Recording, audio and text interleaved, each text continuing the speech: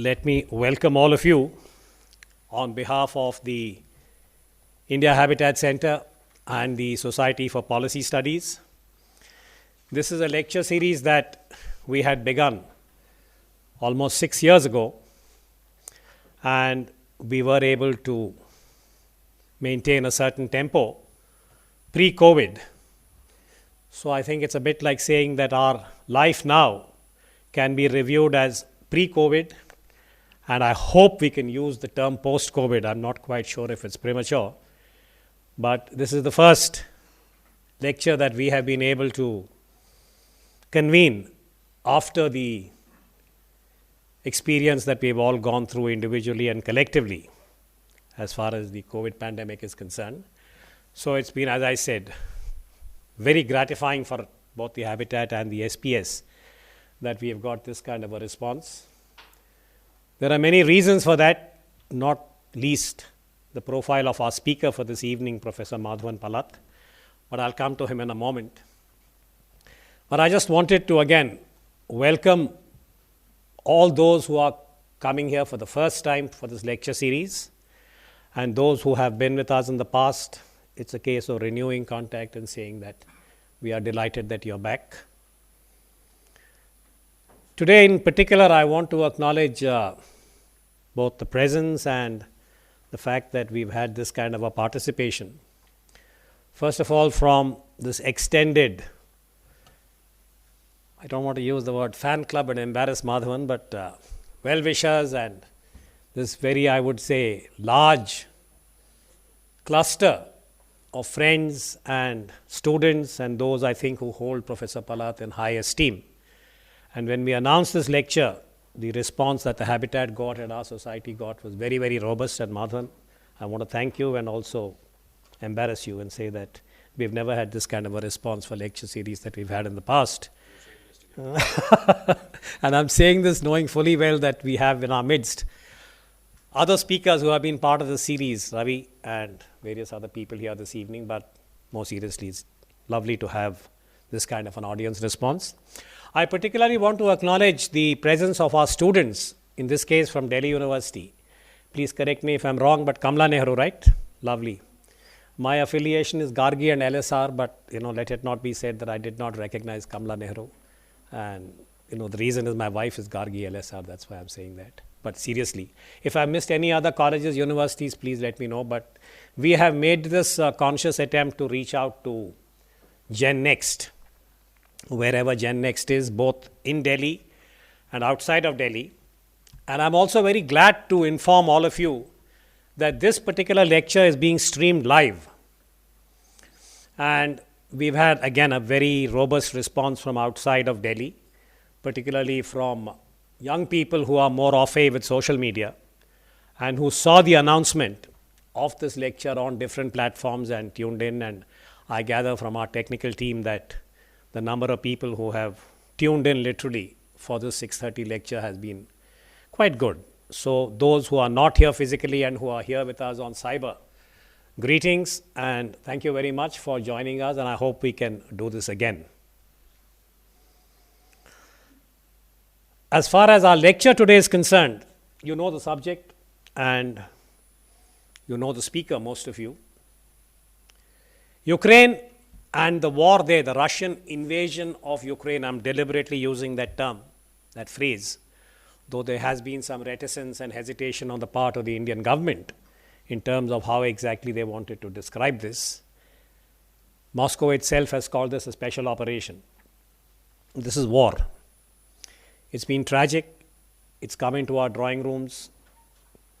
It was said in 1991, perhaps some of you were not born then, but in 1991 we had the first war in Iraq, the war for Kuwait. And that's almost 31 years ago. And it was said that CNN had brought that war into our drawing rooms, the Tomahawk missile and various other strands of that war. The war in Ukraine has been magnified many times over in terms of the information, the images. And every citizen, every victim now is a journalist beaming pictures. And one of the features of this war has been this information overload. And that in turn has been utilized, exploited in different ways, and we have many narratives about the Ukraine war. But I think there's one broad conclusion, it's a bit tentative, that as in the case of any war, there is a fog. And this is a fog of many layers, of many domains. I think what is reasonably clear is that this is going to be a defining moment as far as this decade is concerned, for sure. Perhaps for this half century. But this is the kind of assessment and I would say inferences that would be drawn as we go along. And there is more credible information available about how this war is unfolding. There is deep anxiety on one strand, and that is the nuclear dimension.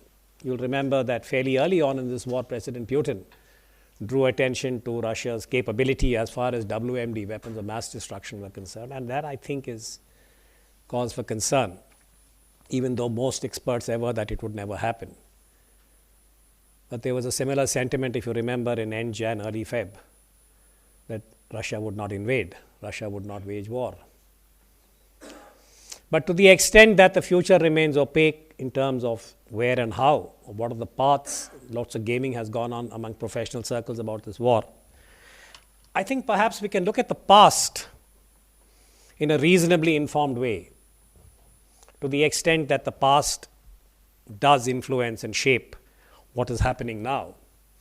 And again, there are many variations of the formulation. We've had Professor Mearsheimer from the United States, who has given us his own assessment, and they have roped in all the big names as far as American academia and the elite of America, whether it's Henry Kissinger or George Kennan, and what they had said and warned at that time. And I do recall that we had received, when I say we, at the Institute of Defense Studies many years ago, we received Professor Primakov before he became Prime Minister Primakov. And these were issues that were discussed at that time. The Cold War had just ended. And I do recall that in that little interaction, he was here for a few days. He drew attention to Ukraine and issues of that sort at that time. But we can, I think, have a more informed understanding of the past. And that really is the aim of the exercise this evening, that we are very glad that Professor Madhavan Palat could join us, find the time at very short notice, if I may add, when we reached out to him. He's a historian of impeccable credentials. Those of you who know him, many in this audience, I think, know him very well.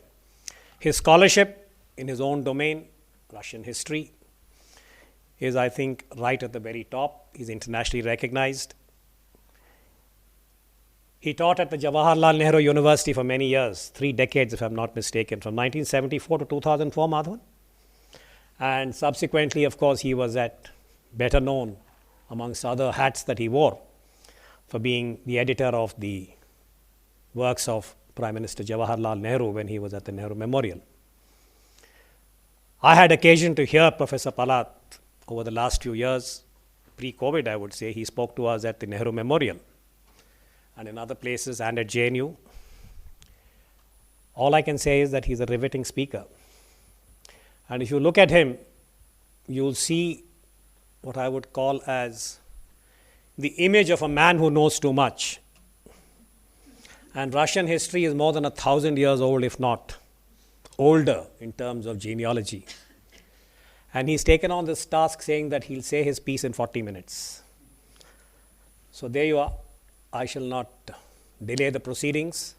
I want to thank all of you once again who have come, and those of you who have just joined, please put your phones on silent if you haven't already done so. I think courtesy demands that a speaker of the gravitas and eminence that Professor Madhavan Palat brings to this forum should not be disturbed by cell phones. On that note, sir, may I invite you? Thank you very much, Uday, for inviting me and in fact giving me such a handsome recommendation that I'd be hard put to live up to it. But anyway, I'll do my best. But it's great to be able to meet physically once again after all these years of being in ether, as it were, and now to see face to face. And I'm glad the stampede is not what Habitat Center claimed it was, and that there are some empty seats available after all. Huh? Now, it is Uday who told me to finish it in 40 minutes, all 1,000 years of Ukrainian history. So it'll be a bit of a run for that reason. But first of all, may I request you to just get used to the divisions of Ukraine, which I think by now, because the newspapers have been talking about it so much, you must be very well aware of. But nonetheless, let me just point it out very briefly, because this is something we'll be referring to periodically.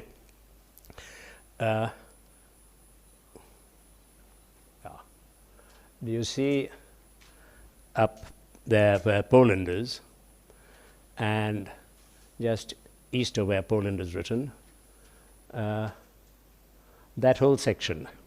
It doesn't seem to be working. It is actually working, yeah. Roughly from here to here is what you'd call the West, consisting of two ancient historical provinces called Galicia and Volhynia. Nowadays they write in Ukrainian or Polish it's called Volyn. In Russian it's Volhynia. And in English I think it comes in both forms, depending which book you read, which published when. So it's up there. This is the important. And that town of Lvov, or Lviv, is the capital of Galicia. It is the most important center of Western Ukraine, the center of Ukrainian nationalism in all respects. And further up, Lutsk, and up that way. And by the way, that Western Ukrainian stretch goes into Poland further to Chełmno. It's not there. All right. Poland has grabbed a part of old Ukraine that way. And the east is, of course, that's much more familiar, I think. It's Luhansk and Donetsk, but it's more than that. It's a larger section which is called the Donbass, of which these two portions are now declared to be independent.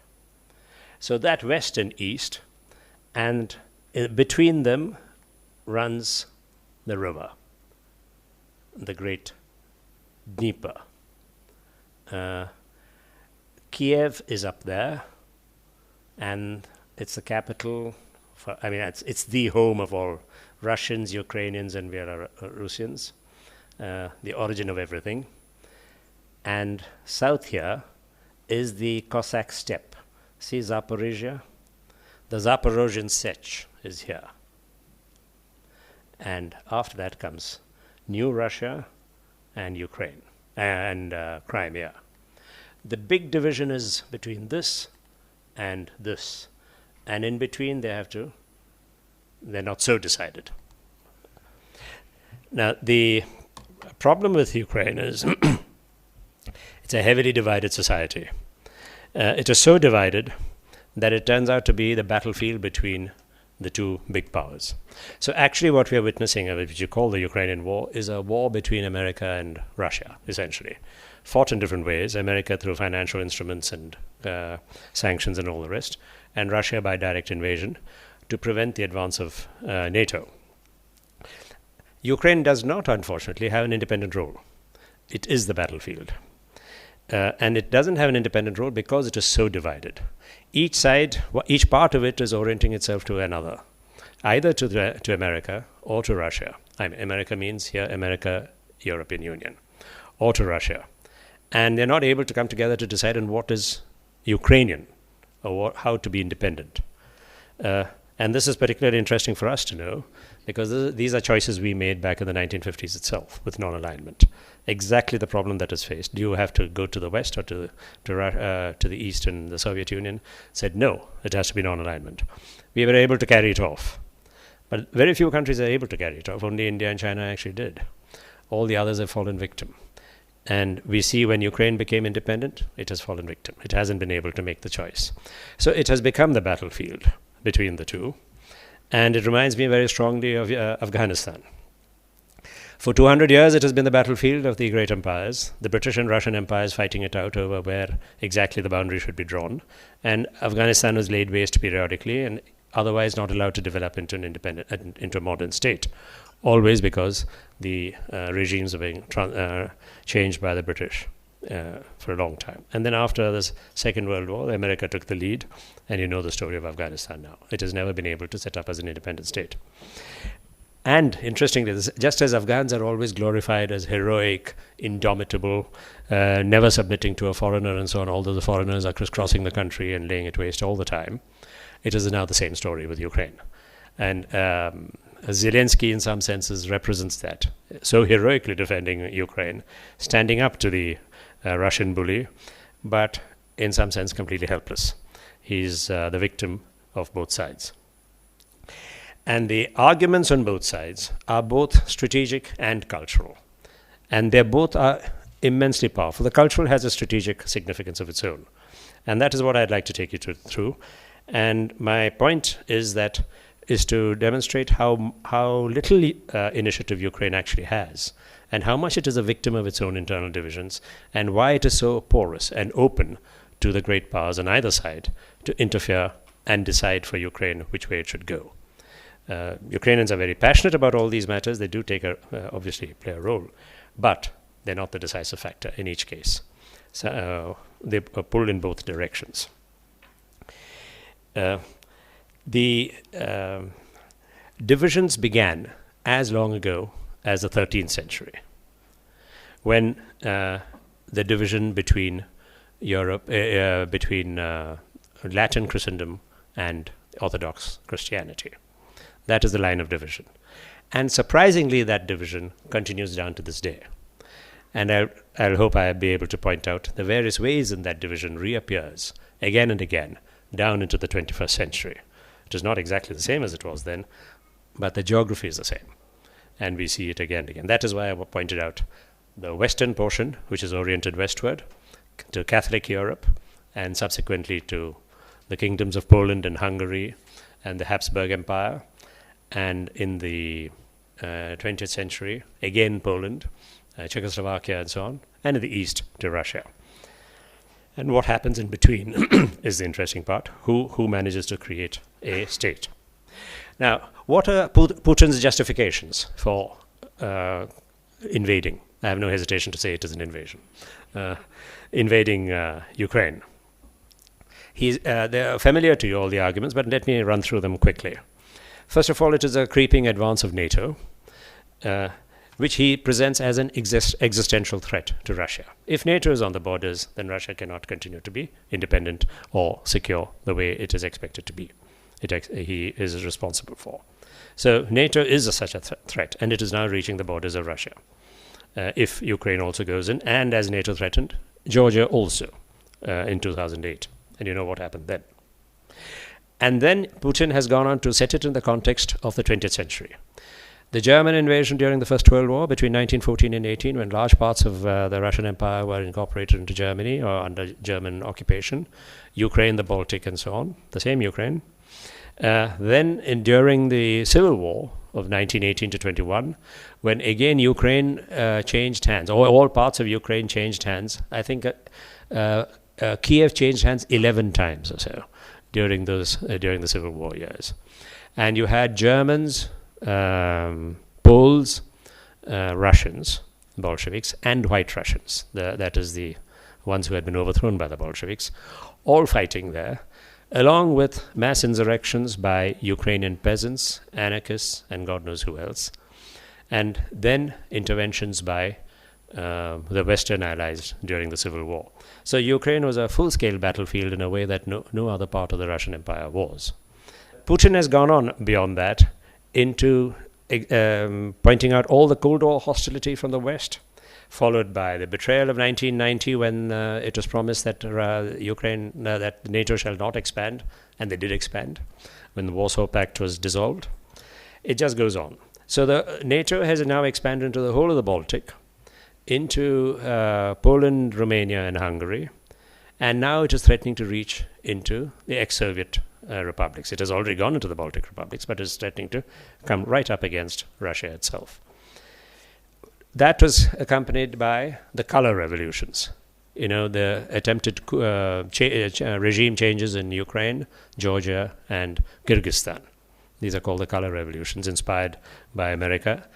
Whether it was, there's a powerful role that America has played there.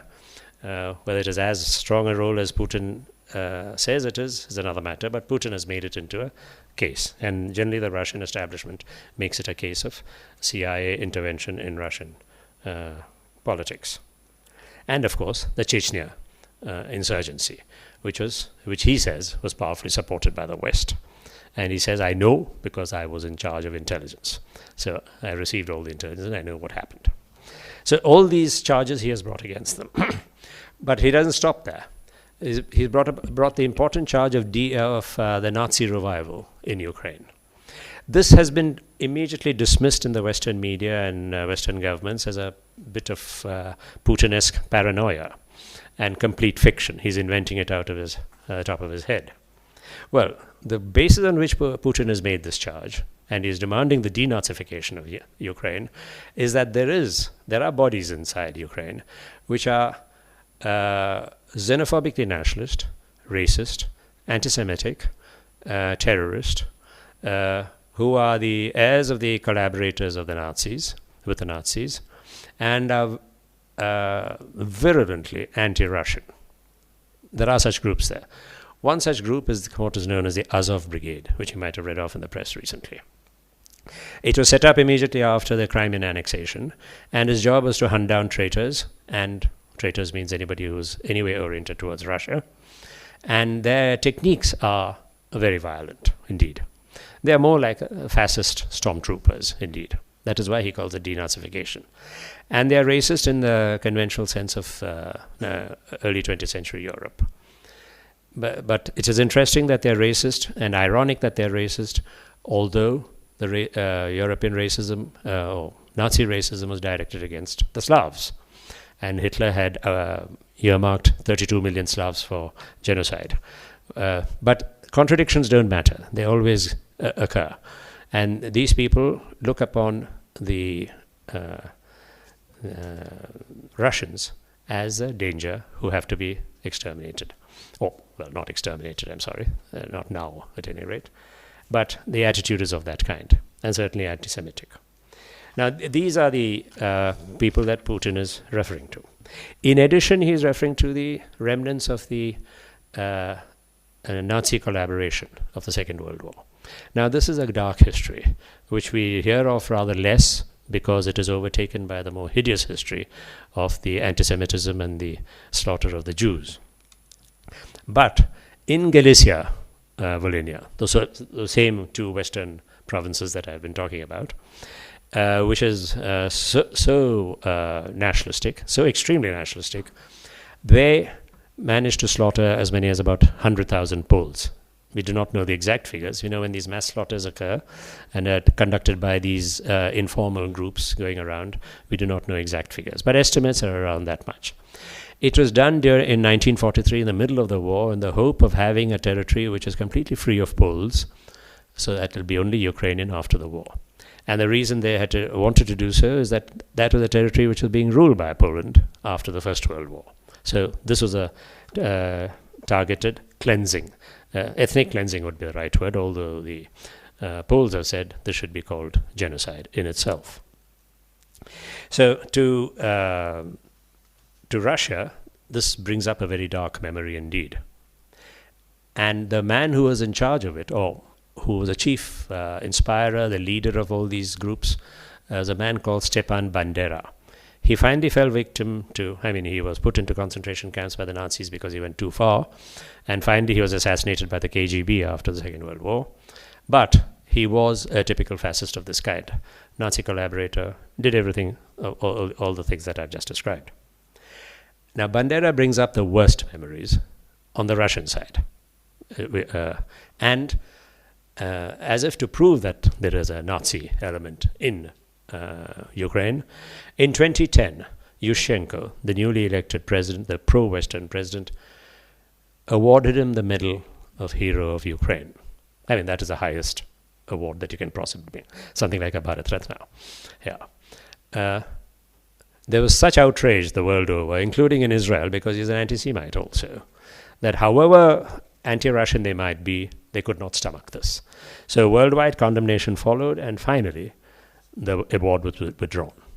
But the fact that the president could think of doing such a thing, and he who had come in and practically put there by the European conglomerates, I'll just come to that in a moment, shows how deep is the support for it, that he thought it was worth his while to do so. He'd get support in Galicia, Volhynia by doing such things. Now, this is the context of Putin's charge of Nazi revival. To this, he's added another grievance. He's saying that there's an American strategy now to destabilize Russia by creating a domestic constituency, which will be entirely in favor of Western intervention, of Western structures of power, and will seek to overthrow Putin, not Putin, or the current regime. As if to prove him right, Biden only the other day said there should be a regime change. Putin should be dethroned. But independent of that, Putin made the demand earlier. He is going back to an earlier problem that occurred in the late Soviet Union. This is not merely a problem of the fifth column. That occurs always during war. It is not a matter of people seeking out friends in the enemy territory. America consistently and successfully created a domestic constituency in the Soviet Union which was very pro-Western. This is called the dissident intelligentsia. They're violently hostile to the Soviet regime, very pro-Western, and they created the right atmosphere domestically because of their great intellectual and other capacities, that when Gorbachev split the Communist Party, the reforming wing of the Communist Party joined hands with these people, and they together brought down the Soviet Union, finally installed Yeltsin in place, and he brought down the economy itself through liberalization and all the horrors that followed throughout the 1990s when half of Russia was sold off to the oligarchs and so on. That is a story, and all of them ended up in London that we read of nowadays. Now, all these things occurred with the active participation of this domestic constituency, which is so Western-oriented, who Putin says is living psychologically in Miami or on the Riviera, being provocative there, but that's a point. Now, what are Biden's justifications for this, for the counterattack? And he has counterattacked. It's full-scale war, but war through financial instruments and economic instruments. It hasn't yet come to physical war. It has been claimed by all Western sources, and of course by Biden, that this is an attack upon the West and Western values. It's an ancient claim, of course. Throughout the Cold War this was going on, and even in the 19th century. Russia was something that is always anti-Western and violating Western values in one way or the other. Now, the definition of the West as used in Europe, and the definition of Europe, as used there, always is, as I said, the territory of Latin Christendom. It is separated from Orthodox Christianity in the East and Islam in the West, and bounded by the Atlantic Ocean in the Islam in the South, and bounded by the Atlantic Ocean in the West. That is what constitutes Europe. Of course, now the West means much more, where Europe has expanded into North America and South America and so on. But this Europe is what is being attacked by Putin's advance, is the claim. And the irony of it is that in the West, Russia, Ukraine, and Belarus are never included in Europe. Ukraine and Russia and Belarus are firmly part of the East of Russia, the barbaric East, or the Huns, or whatever you call them, at various times. And now Ukraine has been admitted into the select club by this definition. It is part of great power play, of course, but the Ukraine has made into the bearer of the West of Europe and European values, rather summarily. And the values that are being violated by Russia by this kind of an invasion are, well, we know them, what they always claim to be the values. Their democracy, rationality, the rule of law, human rights, an egalitarian society, human egalitarian society, prosperity, and social welfare, and similar good things of life. These are what's called Western values, the Western way of life, which Ukraine is meant to have embodied. I don't know on what basis they said so. Ukraine is a cesspool of corruption in every other respect. But anyway, that's how they claim it to be so. This is what is under threat. Now, in Russia, Russian liberals accept these classifications. Russia is internally divided. Liberals see themselves as European. And these are values that they espouse. And this is what they see as European. The rest of Russia, which is a majority, I would say, don't see quite these values. They see the other side of Europe, which would be genocide, anti-Semitism, imperialism, global warfare, and the rest. So there's a hideous side of Europe, which is seen by a whole lot of others, which when they talk in Europe today about European values, they completely exclude, although it was not very long ago that these values were propagated in Europe in great intensity. And in addition to that, of course, in Russia, the Orthodox Church detests the Roman Catholic Church. That is the ancient challenger. It is now more than 1,200 years old, years old, sorry. It goes back into the 11th century. So you have a very ancient division, and all through this millennium, the danger has been from this area. And the boundary keeps shifting here and there according to convenience. And we've seen the most recent shift. These are the arguments used.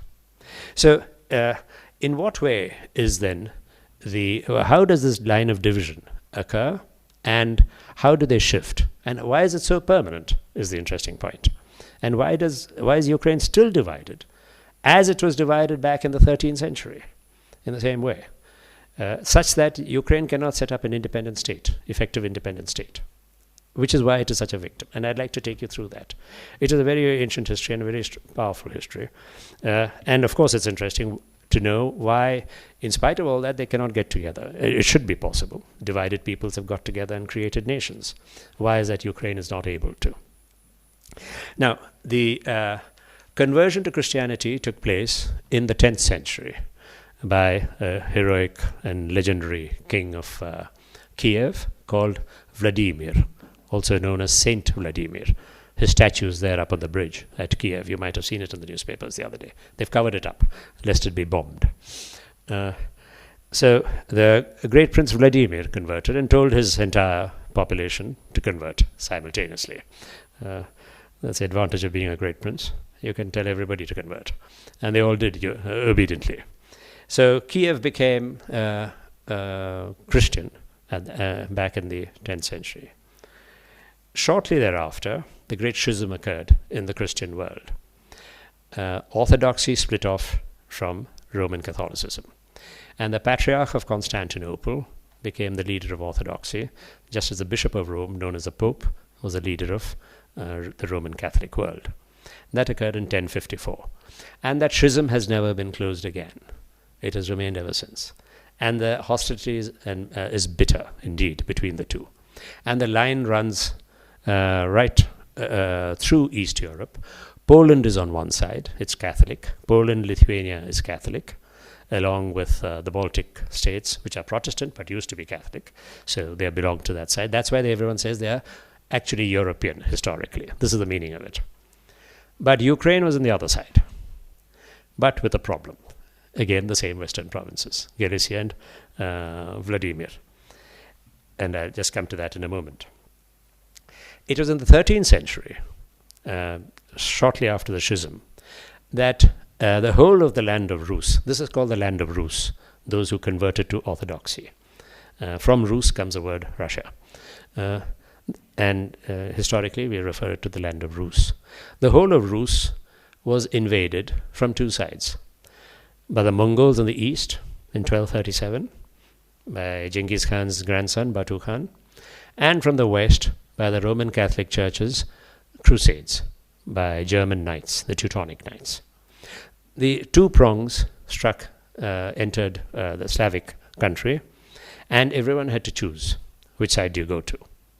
Well, In the Russian national legend, the great choice was made by Alexander Nevsky of Novgorod, a 19-year-old boy. He beat the Germans and the Swedes in a famous battle in 1240. And again in 1242, the Battle of the Ice, which you must have all seen, Alexander Nevsky, the film by Eisenstein. Now, Alexander Nevsky was a brilliant general and a superb politician, and he decided it is safer to go with the Mongols than with the Roman Catholic Church. So he submitted to the Mongols, subordinated himself to them, and gained security from them. They kept off the Roman Catholic Church and the Teutonic Knights. That is, the Mongols held off Europe, in short. And Alexander Nevsky made this choice. At the same time, another choice was made in Galicia and Volhynia. Prince Daniel of Galicia, in that place called Lvov, which he founded, or Lviv, he tried to escape the Mongols, turned to the Roman Catholic Church and to the empire, and conducted his marital diplomacy with Poland and Austria and so on. He didn't quite succeed. He still had to submit to the Mongols, who were far more powerful, but that tradition remained. He preferred this orientation to the other, and his successors all have preferred that. By one historical choice or another, they have turned westward. To Poland, to the Habsburg Empire, to Czechoslovakia, as the case may be, to Hungary, and so on. And that division has persisted. It's amazing that from the 13th century down to the 21st century, we have that same line of division. Galicia, Volhynia on one side, rest of Ukraine partially on one side, the eastern part fully on the other side. So, in this change that occurred, there are certain other regions called Transcarpathia. If you look down, do you see that place called Ushgorod? There. That is, see the Carpathians, Eastern that area is the Transcarpathia.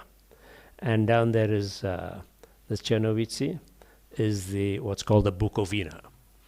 These two territories also went into various Western kingdoms and empires at different times. Transcarpathia went into Hungary very early, and it has practically always been with there. But they are Ukrainian, or another version of the Ukrainians. They call themselves Rusins and so on. And this area is even called Ruthenia. All these other Central European names are applied to Ukraine. So all these areas were very Western oriented, but the others were oriented to the east, to the Orthodox Church. And when Moscow came up, to Moscow, the successors of Alexander Nevsky shifted to base themselves in Moscow, and Moscow took precedence over Kiev as a center of power in the whole of the Slavic world, or in the world of Rus. To create one more division, in 1596, the Orthodox clergy of Western Ukraine split, submitted to the Pope, but kept the Orthodox liturgy. It was a compromise in the conditions of the Counter-Reformation that was sweeping across Europe at that time. So they combined the Catholic and the Orthodox churches in this way, under the Pope, but Orthodox in their liturgy and ritual. To the West, it seemed a good compromise. To them also seemed a good compromise because the Roman Catholic Church is getting very powerful and sweeping across. Oh, I'm running short. But to the East, they looked upon as traitors, having left the faith. So multiple divisions have occurred already. You've got the split between two churches. You've got the split within the Orthodox Church. And this new church is called the Uniate Church. They're also called Greek Catholics sometimes. But the name of the church is the Uniate. It's no longer called the Orthodox. So you've got the Uniats here, Western oriented, and very much under the influence of Poland. At the same time, you've got the Eastern Orthodox one. It is in this situation that Poland develops into a major empire from the 14th to the 17th centuries. You have a Polish-Lithuanian empire stretching from the Baltic to the Black Sea, virtually, or to the littoral of the Black Sea. And Poland is able to attract and dominate half of Ukraine. So it becomes a tussle between Poland and Russia. Now, Poland represents the West and this the East. It is in the course of all this that the first properly Ukrainian state emerges, what is known as the Hetmanate, under the Cossacks. The Cossacks are a freebooting soldiery living on the borders between the Ottoman Empire and Poland, Lithuania, and Muscovy. The Ottoman Empire, I must remind you, was all along here. The northern littoral of the Black Sea, along the steppe regions. The Crimea and so on were all Ottoman Empire. So the Cossacks were self-governing communities, very warlike, who provided the frontier security to Poland, Lithuania, and to Muscovy, against the Ottomans. They were fiercely orthodox, however, and therefore they conflicted with the Polish Commonwealth. And they were forced eastward as Poland advanced and colonized more and more into Ukraine. So they came under Muscovy, or Moscow. And in 1654, unable to contest three sides like this, they finally decided to submit to Moscow. And hence that state which they created is called the Hetmanate, the hetman of the Cossack state. That is the one time that Ukraine actually had a somewhat independent state. It was still subordinate to Moscow, but it was a coherent state with Kiev at the center, and it was on both sides of the river Dnieper. And that is the time when Kiev flourished in the 17th and 18th centuries. Roughly 1 century of great creativity in Kiev. It was a major academic and theological center. It provided all the resources, intellectual resources for Russia, more than Russia itself could generate. And it drew into itself the dynamism of the Counter-Reformation streaming from Europe through Poland and the Roman Catholic Church and the Jesuits. So they were able to combine it, and Kiev developed into a very flourishing center and provided one of the most important ideologues and propagandists for Peter the Great in the early 18th century. So this phase is when Ukraine had something like a state. And it is the basis of the proto-nationalism of the Ukrainians that this hetmanate was a Ukrainian national state. They claim in Ukrainian historiography that it was the equal of Moscow. Moscow, of course, says it was subordinate, that they had submitted in 1654 and paid homage to the Tsar. But in the 18th century, Moscow steadily absorbed the hetmanate and finally reduced it to a series of provinces. The state itself vanished. It became part of the Russian state. It became a series of provinces. The hetmanate itself was abolished in the late 18th century. And Poland itself vanished. As you know, Poland was divided between Russia, Prussia, and the Habsburg Empire in the course of the 18th century. So Poland vanished. The Prussian, Habsburg, and Russian kingdoms moved towards each other, and Ukraine was once again divided. In that division, Volhynia, Galicia went into Poland, Transcarpathia into, Volhynia went to Poland, Galicia into the Habsburg Empire. And this was the basis of a new nationalism in the West. When Galicia, the western part of Ukraine, went into the Habsburg Empire, the Habsburgs cultivated a Ukrainian culture domestically in Galicia to counter Polish influences. Poland was a troublesome neighbor and subject of the Habsburgs. So Galicia flourished. In Galicia, a Ukrainian national culture flourished, properly speaking. And it is the beginning of nationalism in Europe. So Ukrainian nationalism began to flourish there. That's how Galicia became such an important place for Ukrainian nationalism. And throughout the 19th century, up to 1918, Galicia was the center of Ukrainian nationalism.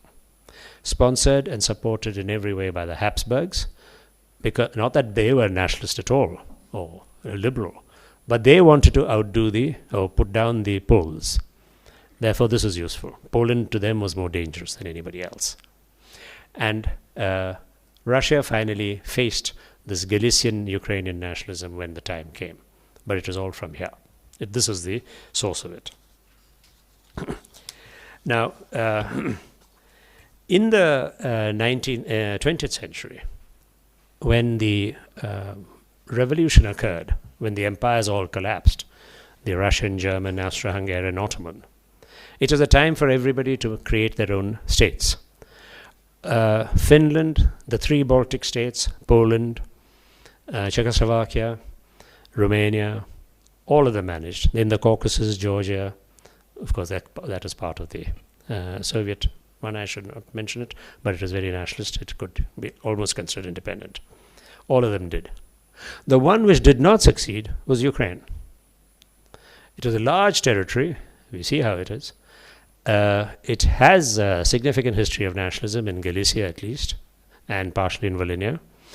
It is the source of Russian nationalism because of Kiev is where it all started, and yet it was not able to create its own state.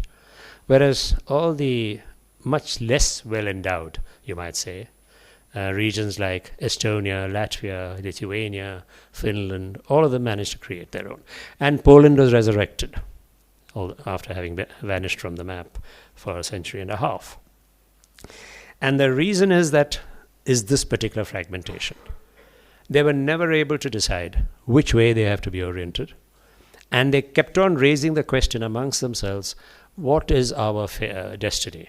Is it in the West or in the East? Instead of being able to claim that it is with themselves. And because of the pulls in each side, in each direction, it is more an internal division rather than the Russians and the Poles pulling them. It is an internal division. They could never settle. When the Galicians were extravagantly Western-oriented, naturally the Eastern Ukrainians, who were much more Russian-oriented, said, no, we cannot accept this. And we will rather look for support elsewhere, namely in Russia. And this went on. And in the post-war settlement, Galicia once again went into Poland, Volhynia also there, Transcarpathia to Czechoslovakia, and Bukovina to Romania. The Poles went in for a rapid Polonization as much as possible, and in the 1930s it became fascistic in that they repressed the language, the church, they tried conversions, and they went for colonization, Polish colonization in Volhynia. So it created an enormous anti-Polish nationalism in Galicia and Volhynia. It did not make those people more Russian, pro-Russian, but they were violently Ukrainian nationalists as a result of this. And in Bukovina and so on, you had similar Romanianization also taking place. So excellent ground for the resurrection of Ukrainian nationalism now in the 20th century, when nationalisms had gone so violent before the Second World War. And this is the crucible of every possible nationalism you could think of. But it didn't help them come together at all, because in the East was a completely different set of people. The Russians had colonized East Ukraine with the industrialization of the 19th century, when the great mines and metal plants were opened up. And it was not only a Russian population, but also a Russian-speaking population. The Ukrainians had become Russian-speaking, and urbanization had led to a completely different combination. So you have this kind of segregation here. An urbanized, industrialized Eastern Ukraine, an extremely nationalistic Western Ukraine, and when the finally the Soviet Ukraine was created in the 1920s, the nationalistic Western Ukraine was in Poland, outside of Ukraine. The rest of it was in the Soviet Union. So after the Hetmanate, this is the first time you had a Ukrainian state being created in the 1920s. So it should have generated an internal unification, we might have assumed, under normal circumstances. But what happened was this. The Russians went ahead with Ukrainianization. Namely, they promoted the language, promoted Ukrainians to jobs, created a Ukrainian political structure, Ukrainian Communist Party, everything Ukrainian, universities, etc. All the requirements were there, all the cultural and political institutions, which are completely Ukrainian. And Ukrainians were fully in charge of Ukraine for a change, except that the bosses were in Moscow. But the state and the nation was created by external circumstances. It was created by the policies of Moscow, of Leninist policies, rather than what is happening in Ukraine itself. I invite you to think for a moment about our own political history. The long period of anti-colonial mobilizations that took place, where every issue was thrashed out and leaders appeared in every ideological position, and there's no doubt about it as to how it was to come together and and a series of charismatic leaders came up. That was not the case here. There was no state in waiting. It was Moscow which created the state here as part of the Soviet nationality's creation. So Ukraine got a state, but by an impulse from outside. And otherwise they were divided as ever. And that division showed up when the next opportunity came, which was in 1991. Then the whole of Ukraine became independent. Volhynia, Galicia, Transcarpathia, Bukovina, the central Ukraine and eastern Ukraine all came together as an independent state. They're already within the Soviet Union after 1945, but now as an independent state. But their independence came once again. It dropped into their lap. It came from outside impulses. It was not a Ukrainian national movement which created Ukraine. It was a split within the Russian Communist Party, or the Soviet Communist Party, which demanded the breakup of the Soviet Union as part of the politics of the attack upon the party, and therefore the independence of all the Union republics. Hence, Ukraine became independent. There was no national movement till then. Of course, there were national stirrings here and there of various kinds. But again, look at our own history and you'll understand what I'm talking about. There was nothing of that kind. Not even for 10 years was there a mere.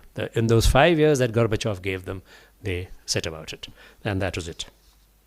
So Ukraine got the state, the nation. It was somewhat hollow. And it came by impulses from outside. And internally, they were so terribly divided. So after the Soviet Union collapsed, what happened? How did they try to create an independent state and nation? It was still possible, but it never happened.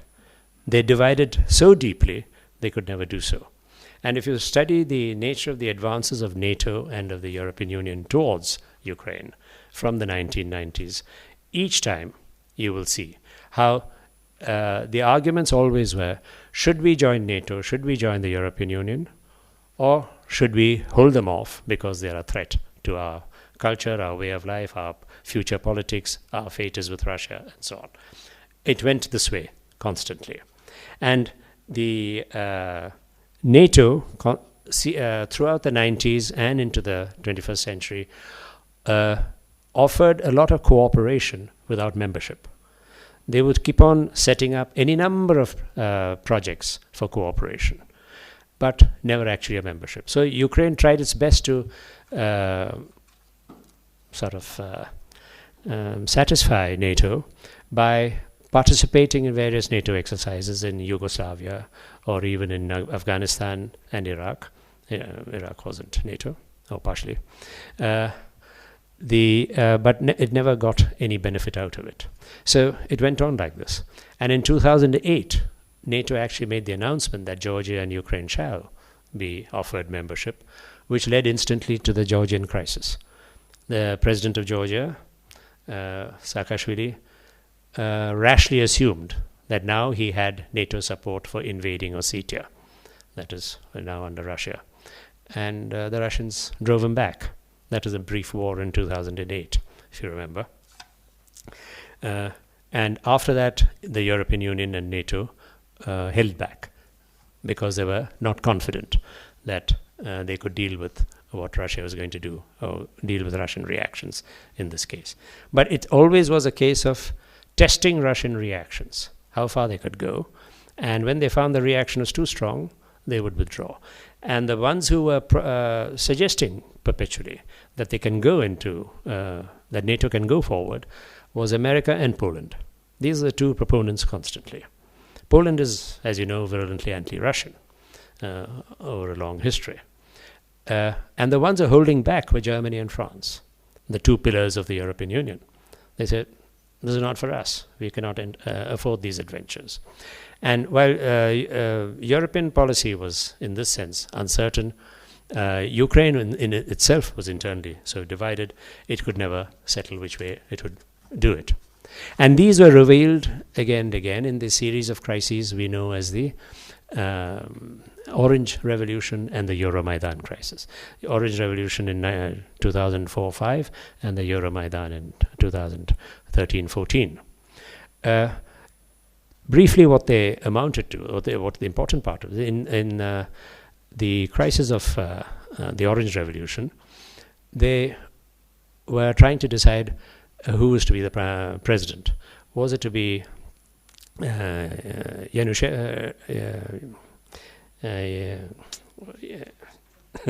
Yushchenko or Yanukovych? Both of them carry the name Victor, by the way. Yushchenko was completely pro-Western. Yanukovych was completely pro-Russian. This is how they presented themselves. Both were highly discredited politicians in every way.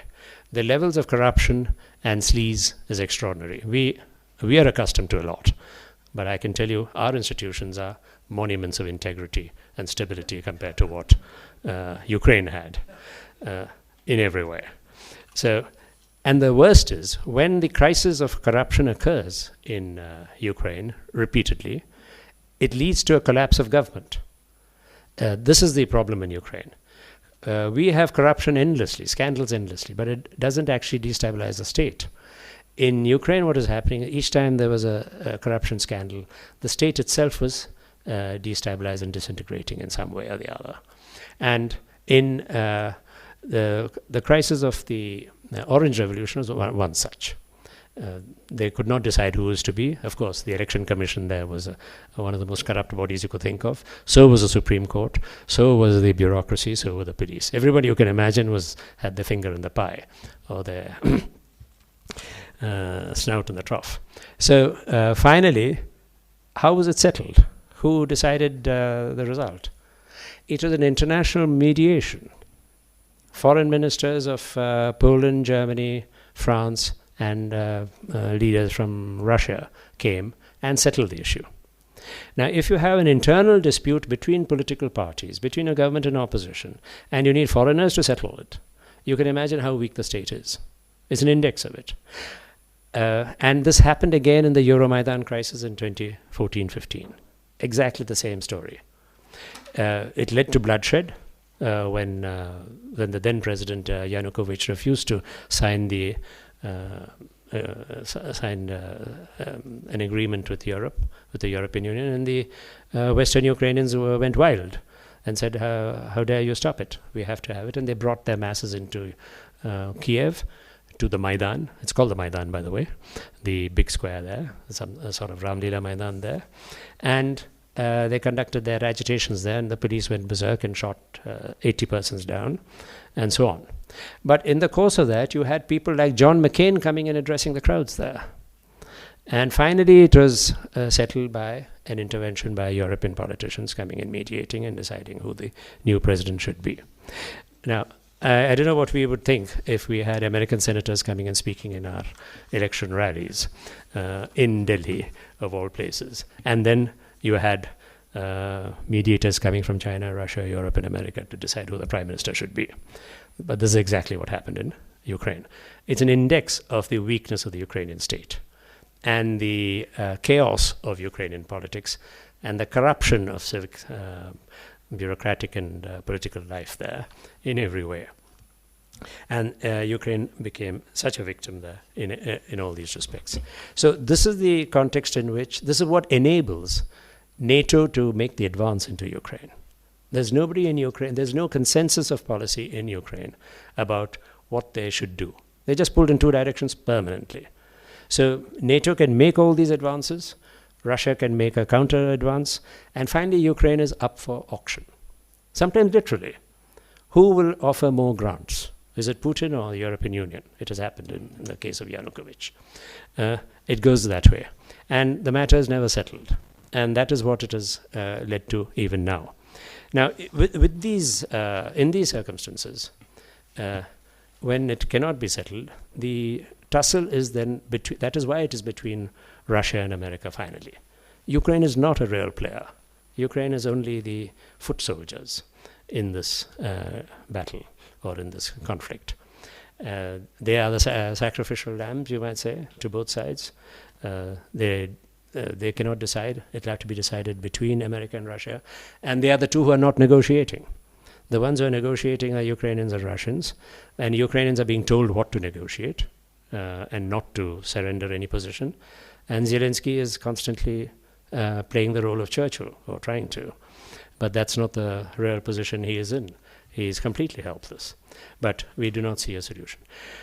So if you ask me what is pushing it so far, why should NATO be advancing, and why is America pushing so far? The ultimate reason is this, I would suggest, that the agenda of the Cold War is incomplete. Russia is still not down. Soviet Union is down. It has broken up, but Russia still remains as a potential future power. I don't think it is likely to develop into that, but it has to be brought down. And I think American strategy is, in the long run, to see Russia in the position of Germany and Japan after the Second World War. It has to reach that position for American security, finally, to dominate the world. After that, it'll turn on China. But till then, it's Russia that takes precedence over anybody else. And that position has not yet been reached. And these advances are all ways of testing Russia. And you do remember Brzezinski's suggestion that Russia should split into 3 different states. European Russia, West Siberia, and East Siberia. And he said, Russia is just too backward to exploit Siberia, therefore we will, we meaning America. It's just like Canada, you see. So if you can develop Canada, why can't you develop Siberia? But obviously the Russians have not been able to develop it. And so on. So, I mean, these might be fanciful, but certainly these ideas circulate a lot. And they see the possibilities of it. If they can bring down the Soviet Union, why not bring down Russia? It is eminently possible as they see it. And this is part of that game. And Ukraine is just in the way, is just, as it were, on the way to Moscow. Next will be Belarus, it could be Georgia, it could be Armenia, each one of these, one by one. But what we are witnessing is just such a movement. And I would suggest that's the reason it is happening. I do not want to pass judgments on either side about how much the Ukrainians are suffering, or the Russians are nasty people, or whatever, or Putin is crazy. That I don't think those are very useful suggestions. It is the contest between great powers in this fashion which we are witnessing. And wars always are horrible. But it's interesting that the entire media in the West has presented this as a humanitarian problem only, as if there's nothing else to it. All wars are humanitarian problems, but this has taken precedence over anything else, almost, to an extent that we seldom realize when we talk about wars. There's little discussion about strategy, only about the humanitarian crisis. It is to build up the complete unity of the Western world against Russia, and that it has succeeded very well. Such unanimity of opinion, such solidarity has seldom been seen at this level. And Russia is taking the hit. Russia will be a victim, obviously. It will not come out of it well. It will be terribly impoverished as a consequence of this. And we see some traces of back to Soviet times for Russia. Thank you very much. I'm sorry I took so long.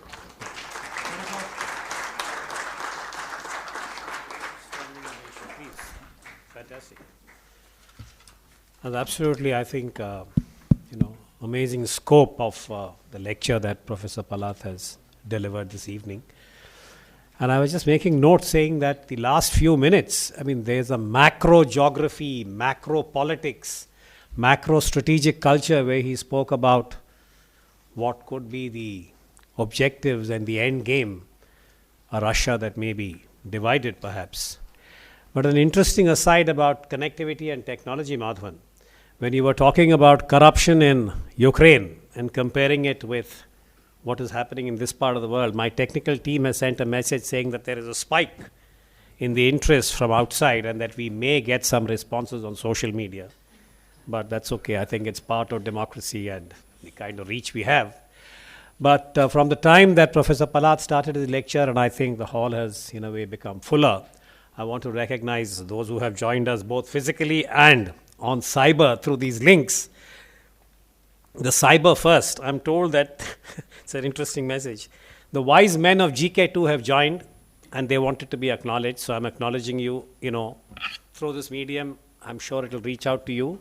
And those who have joined on cyber and through the links, if you have any questions, please put them in the chat box and our team will make sure that they come up here. That's the first announcement. GK2, you're recognized. I want to also recognize General Suresh who's joined us, Dr. Yadav who's come here. And I'm told that I can only refer to him as Citizen Gopal Gandhi, so I shall sort of stay that way and say that we are delighted that all of you are here.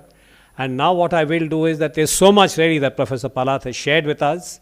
I will request you to please ask your questions or make your observations again briefly. As is the normal protocol, please kindly identify yourself and you can ask your question, and if possible, I'll take 2 or 3 at a time, and then I'll come to the participants who are on cyber. So I shall take you all one by one from each side. I think I saw General Suresh there, Ashwini, then I'll come this way. Is that okay? Mics, wahan pe de dena, please. First mic. Thank you. I'm Suresh Bhattacharya. Absolutely, with great clarity and simplicity, you presented a very complex situation. Sir, my question is very fundamental. We expected that with the Russian advance, and we know about their blitzkrieg techniques, that Zelensky will roll up in a few days and go away. Now, with your presentation, it becomes clear that it's a fragmented society, which indicates more so that should have happened in a fragmented society. It hasn't happened. So where is the confidence with which President Zelensky and his team is conducting these operations? Thank you, sir. Sir, I'm Colonel Ashwini Chanan from GK2. And my question, sir, is you mentioned financial sanctions briefly, but we probably couldn't cover it more. But yesterday I saw Karan Thappar's interview of the former RBI Governor Raghuram Rajan, and he's written an essay on the weaponization of the economic sanctions. And he spoke about that the way they're being rolled out now, it creates a precedence. And we are, since we have military men, we are aware of a word called collateral damage. But in terms of economic sanctions and the weaponization, the collateral damage is far wider and addresses probably those segments of the society. The middle class and the rich will be able to bear it, but the poor, and that is going to have a significant effect, number one. Number two, it creates a precedence for use of these sanctions beyond the Ukraine context. It will go probably across, and Professor Rajan said, for abortions, for human rights, probably the Western world would take it beyond this to other parts of the geography as well. So what are your thoughts on this? I know you probably based your lecture on the historical part of it, but this is now looking ahead, sir. Thank you.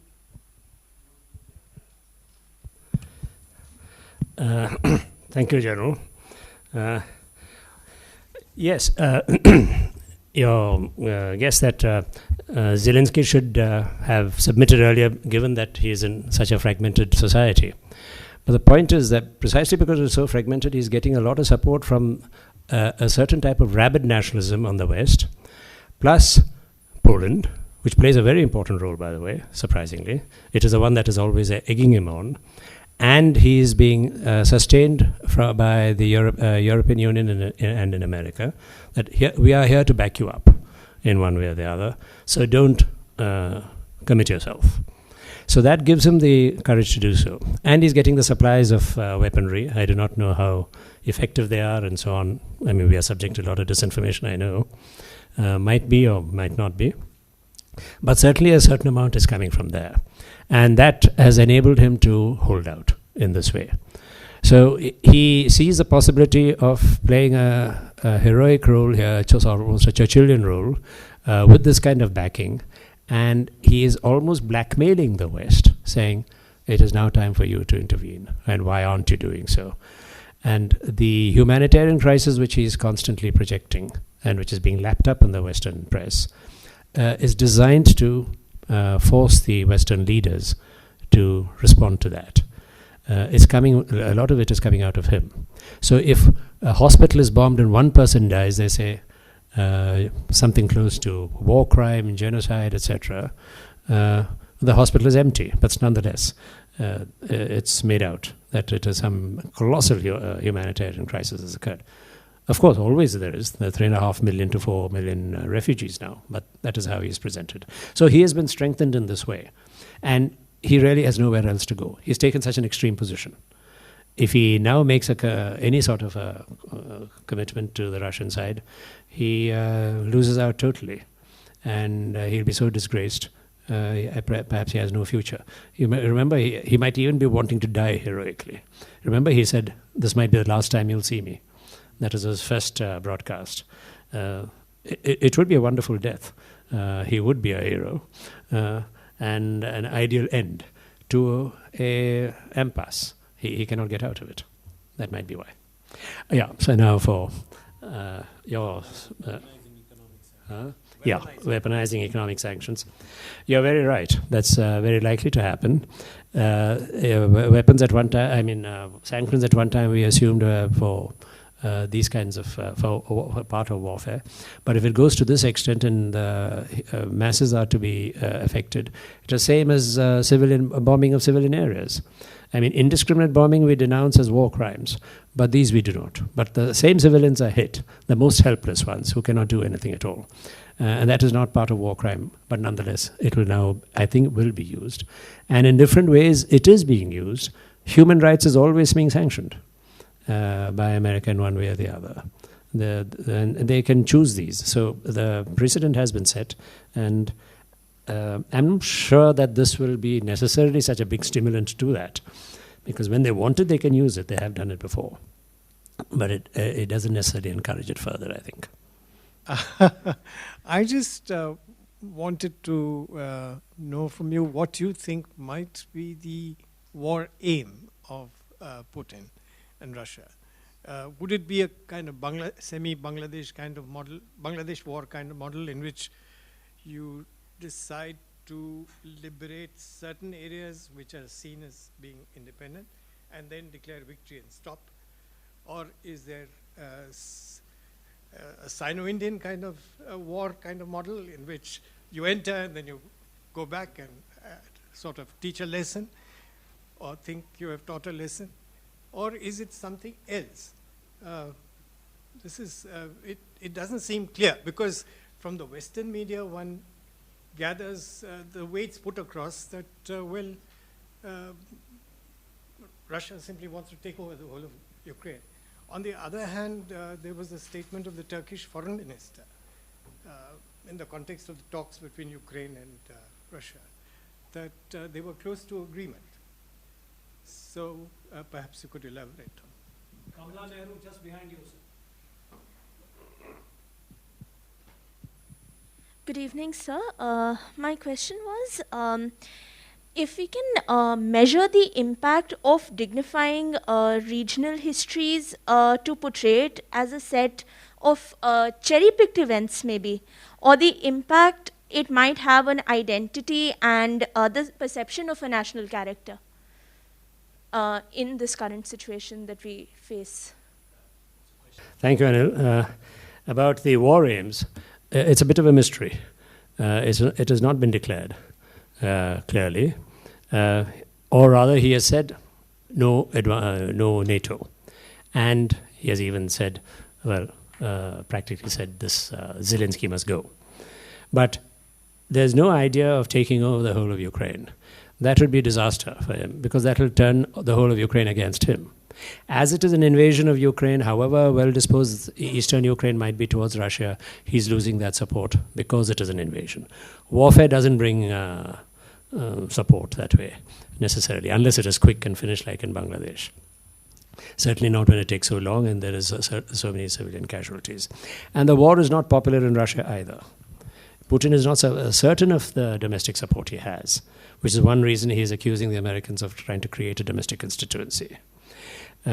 Russians are certainly exasperated with Ukrainians and Ukrainian nationalism and politics, but they do not want to see a war there, because there's such intimate connections between Russia and Ukraine. This is very important to bear in mind. It is like England and Scotland. They do not wish to see invasion and destruction on the scale.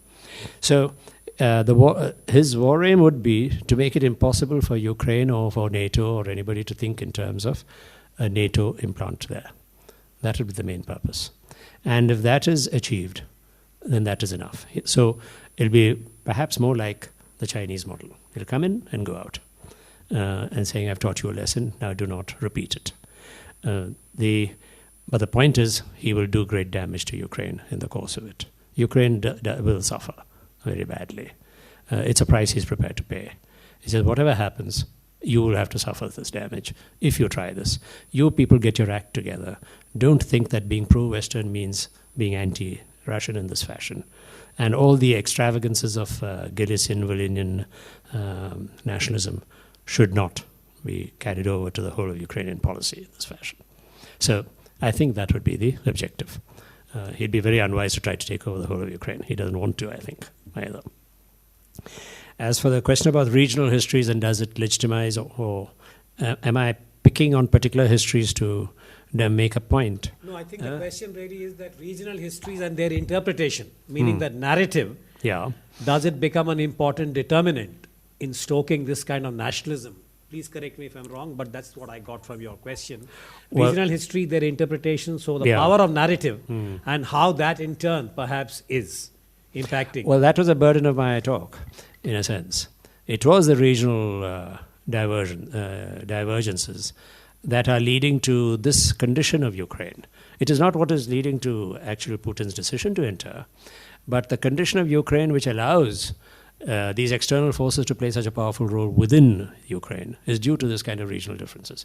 It is not just NATO and Putin at war just now, but earlier, as I explained about the Euromaidan crisis and the Orange Revolution crisis, it is a series of foreigners who are deciding who the Prime Minister and President should be, repeatedly.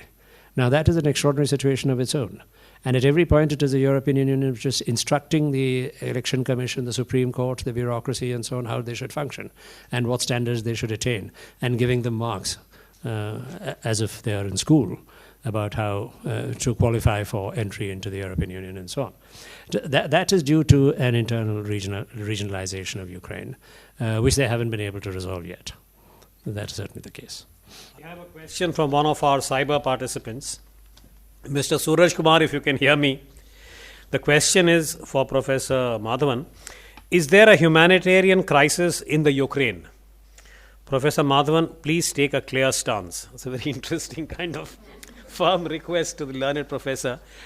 I'll recognize maybe one or two people I'll definitely will to keep the 8 p.m. And Ravi, you're coming in last, but I'll try and get both you gentlemen in. Yes, there is a humanitarian crisis, certainly, quite obviously. If you have 3.5 to 4 million refugees already who have to flee from Ukraine into Europe or at least to Lvov and so on, they're displaced. But outside the Ukraine, there are already 3.5 to 4 million. Within the Ukraine, there are many more who are displaced. It is an obvious crisis. I mean, nobody need underestimate that. My point was not to say that there is no crisis. My point is that every war is a humanitarian crisis.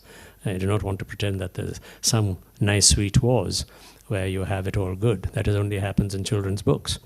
But all wars are of this kind, and modern wars particularly are necessarily so. Civilians are almost competent in a way that they were not until the middle of the 19th century. They are the first targets. In fact, it is safer to be a soldier than a civilian, I think, in many wars in modern times. At least as a soldier, you're armed and you know how to fight. As a civilian, you have no such capacities. And you are a sitting duck all the time. So, yes, it is a very major crisis, and without a doubt. And nobody is underestimating that, I'm sure. And I hope I've taken a clear enough stand on that, despite skepticism. I think very clear, but just for Mr. Suraj Kumar, and I may say this from here if I may. I think it's a very important point that Madhavan has made. Mr. Kumar, you introduced a very important dimension about the humanitarian crisis.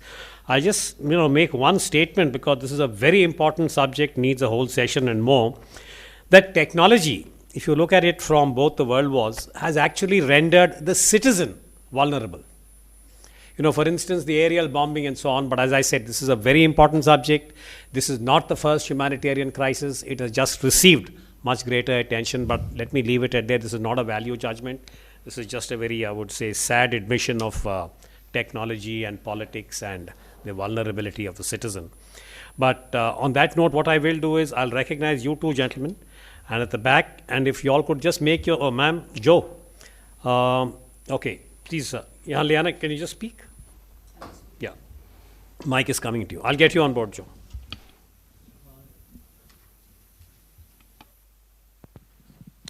Sir, I'm Captain D.K. Singh from Indian Navy. Sir, during your talk, you said that post this conflict, Russia will take a major hit.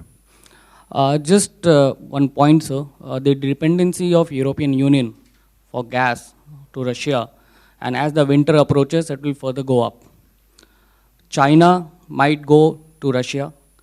The Russian foreign minister is visiting India for the gas. So maybe after 5-6 months, after the war gets over, Russia may be able to bounce back because of the world energy need. What is your point, sir, on this? If Russia is going to bounce back, will there be a new circuit of Russia, Iran, China, and India? Thank you for that very wide-ranging lecture. So while you were speaking, I was thinking. Sure, I'm Tarun Saint. So just to go back to some of the points you were making, I was somehow reminded of the context of the Cold War and the accentuated sense of mirror images that then prevailed, and that sense of the mirroring of the darkest side of the other, which of course is so well captured in some of the spy novels of John le Carre and others.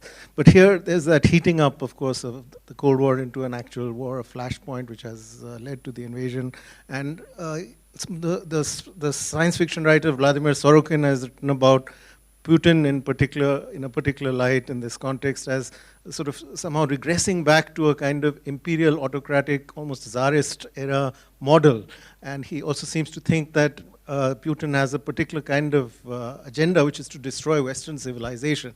Now, of course, one can't say whether that's actually verifiable, but psychologically speaking, is there a kind of tendency towards that sort of regression into the darker side of the heart, which is not just exclusively Russian in its orientation, but which war can sort of give free play to, as it were, a kind of narcissism which is projected outwards, externalized. Thank you. Thank you so much for your brilliant presentation. My question is, if there is a humanitarian crisis, which of course there is, 3.5-4 million people, refugees, if, as you say, the Russian population is divided over the war with Ukraine, and if Putin's goals aren't as clear, then would you say that the Russian president has sort of walked into a trap,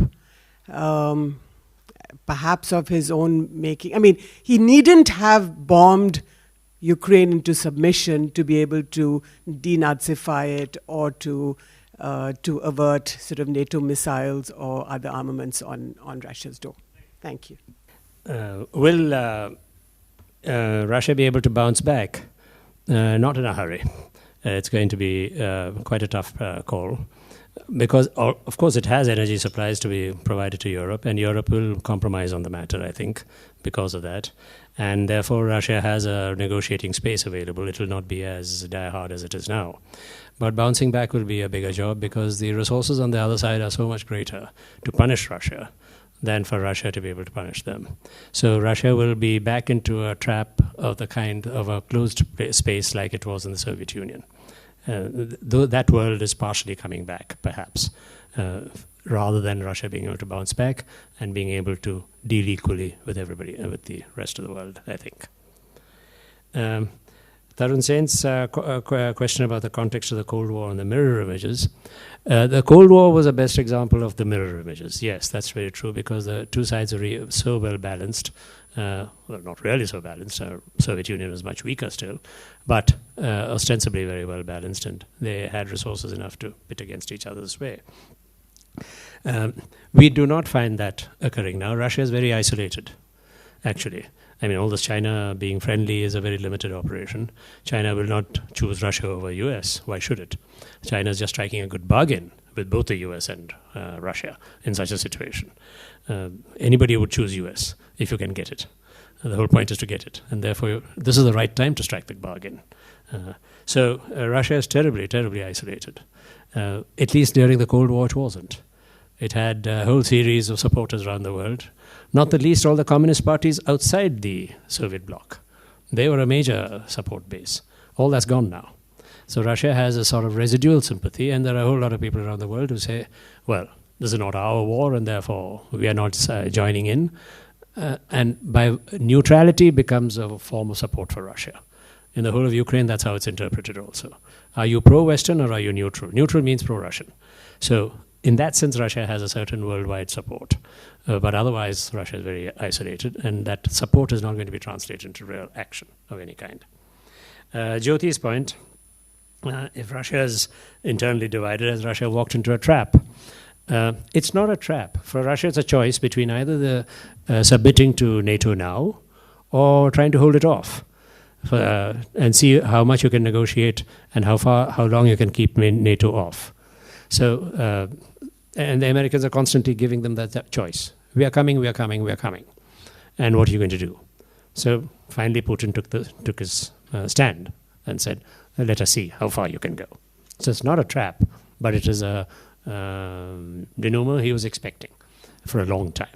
And in fact, Russians have been expecting since the 1990s with the positions of NATO. It is structured this way. They all know it's going to happen. It's like a Greek tragedy. We all know it's going to happen. What do you do about it? How far can you go? And what negotiating space do you have? That is what he's trying to find out. So he's not been caught, but he's doing the best that he can. Thank you, Madhavan. It's just, I'm in a bit of a dilemma because I promised some people who asked me over coffee that we'll stop sharp at 8. What I can do is that, if it's okay by our speaker and you, maybe we could spend some time informally when we close the session, sir. I hope you don't mind. I have two people from cyber, and I'm going to apologize to them also, Mr. Dilip Simeon from New Delhi and Mr. Vinod Kumar from Kochi. I'm sorry, sirs, I can't take your questions because of the lack of time. We promised we'd close by 8, and I know some of you have to catch up with other appointments. The question here from Dilip Simeon, and not to be answered, Professor Palat, did Ukraine, along with Belarus and the Russian Federation, have separate seats in the UN General Assembly? Yes. Yes is a short answer. I'm sorry, I don't want to make this into a quiz. Sorry, Dilip.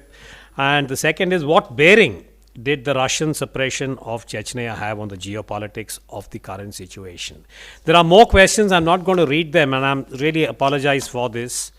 Over the last 2 years of COVID, sirs at the back, you there, sir, my apologies, but Madhavan will be here. You can speak to him separately, one-on-one. 2 years of COVID, we were all been attending some webinars, conferences, and so on. And there was one very interesting innovation, where I had participated in one of these pan-India events, and when we had finished and the lead speaker, the host who was not in the same location, said that we have a tradition of presenting a shawl to the esteemed chief guest or the speaker. Those of you who are familiar with South India would recognize this. Many shawls are presented to the lead speaker or the chief guest at the end of an event. That was not possible because of the COVID protocols. So they had introduced what they called as a shawl of appreciation that was conveyed by an oral manner. So today I'm taking the liberty of inviting Mr. Ravi Bhutalingam, who's sitting here. I've just shanghaied him, Ravi, if I may say so, who's also been a speaker in our series. And interestingly, I just got to know about this when we were having a cup of coffee or tea, that Ravi and Madhavan were in school together, the St. Columbus Mafia, and then went onwards to Delhi University, Stephens, and then onwards to UK, to London, Oxford, Cambridge, and then went separate paths. So Ravi, can I put this on you? You can speak from there if you want, if you don't want to disturb the others. Saab mic wahi de dena. Is that okay? So that, you are. The only thing is that if you speak from here, the cyber world will hear you. So you want to come here maybe.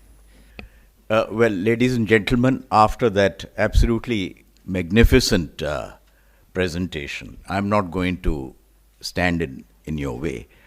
I have no qualification at all in geopolitics or history or anything resembling the field that Madhavan has covered. I think it's only my long association with him. And what I have discovered during that association, which is that he has, as you would have noticed, two absolutely essential qualities which are very, very rare and make occasions like this very worthwhile. One is a very deep knowledge of whatever he's talking about. And I've seen this time and again because I've attended a large number of his talks. And the second is the power of language and communication.